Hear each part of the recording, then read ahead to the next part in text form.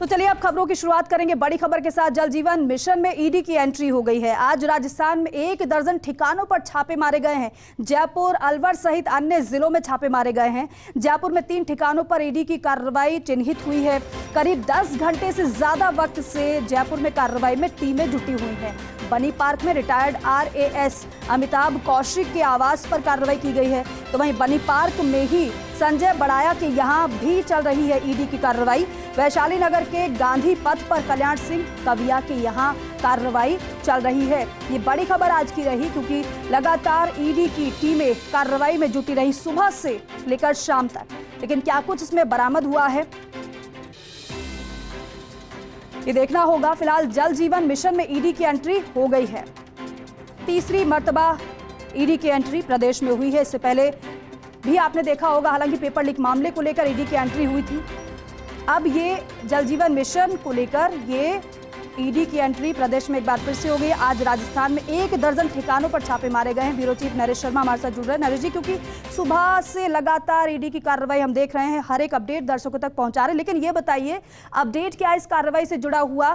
क्या कुछ बरामद हुआ है? कुछ जानकारी मिल पा रही है क्या? कहाँ तक ये छापेमारी पहुंची है? बिल्कुल, देखिए जो ताजा अपडेट ये है कि महज 3 जगहों पे नहीं बल्कि 2 दर्जन से अधिक स्थानों पे जयपुर में कार्रवाई चल रही है। और इसमें न केवल गैर सरकारी बल्कि जो सरकारी अफसर है वो भी ईडी के निशाने पे हैं। जलदाय विभाग के कई अफसर है वो निशाने पे हैं, उनके घर पे भी कार्रवाई चल रही है। एक्शन विशाल सक्सेना का जो निवास बापू नगर में, वहां सुबह से कार्रवाई चल रही है। संजय बड़ाया के यहाँ कार्रवाई चल रही है और इसके अलावा अमिताभ कौशिक के यहाँ कार्रवाई चल रही है। जो हमें सूचना मिली है, जो महत्वपूर्ण सूचना, एक तो काफी बड़ी जो संख्या में नकदी मिली है जी।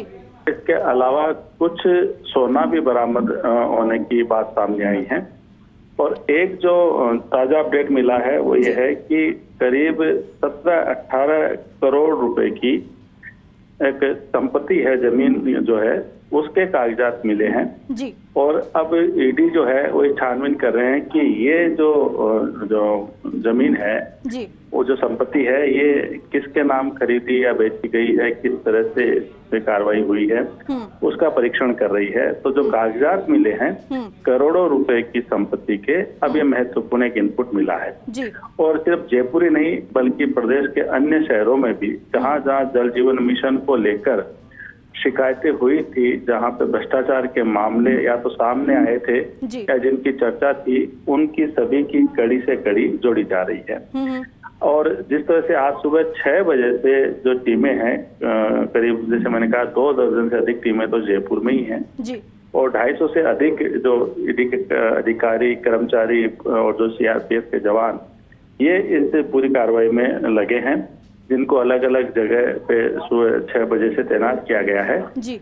जिन जगह पे भी कार्रवाई चल रही है वहाँ पे जो भी जिन लोगों के यहाँ सर्च हो रहा है, कार्रवाई हो रही है, उनके घर में और किसी की एंट्री या एग्जिट सब बंद है।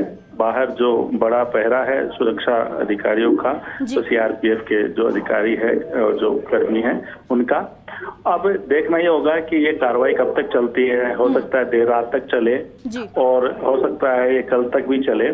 तो उसके बाद जब कार्रवाई जब पूरी तरह से संपन्न होगी, उसके बाद ही ईडी एक आकलन कर पाएगी और एक आधिकारिक रूप से बता पाएंगी कि किन किन के यहाँ कितनी जो है वो संपत्ति मिली है और साथ में क्या किसी को गिरफ्तार किया गया है, ये भी आधिकारिक रूप से ईडी ही बताएगी। लेकिन जिस तरह की ये कार्रवाई हो रही है और जिस तरह से भ्रष्टाचार के मामले थे, JJM में लापरवाही थी, मिली भगत थी, घोटाला हुआ था, उसको देख के लगता है कि काफी गिरफ्तारियां है आज या कल या आने वाले समय में हो सकती है।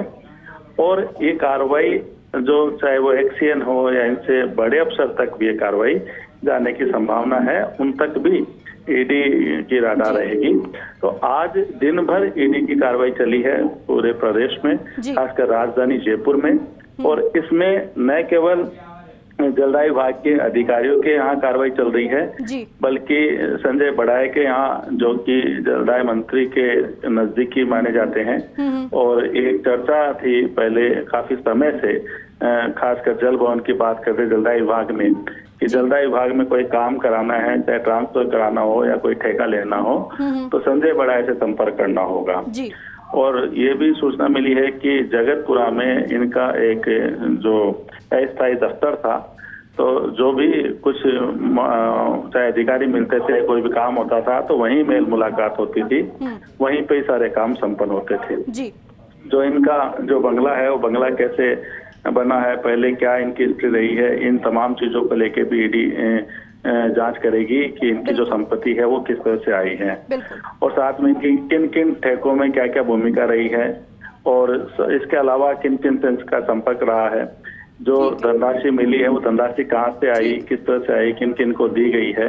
तो तमाम जो पहलू है उनको लेके यानी कि हर पहलू पर ईडी फिलहाल यहाँ पर जांच पड़ताल कर रही है, और ये भी देखना होगा कब तक ये जांच जारी रहती है। लेकिन बेहद अहम बात आपने कही है कि गिरफ्तारियां भी हो सकती हैं। बहुत शुक्रिया पूरी जानकारी के लिए, बातचीत के लिए।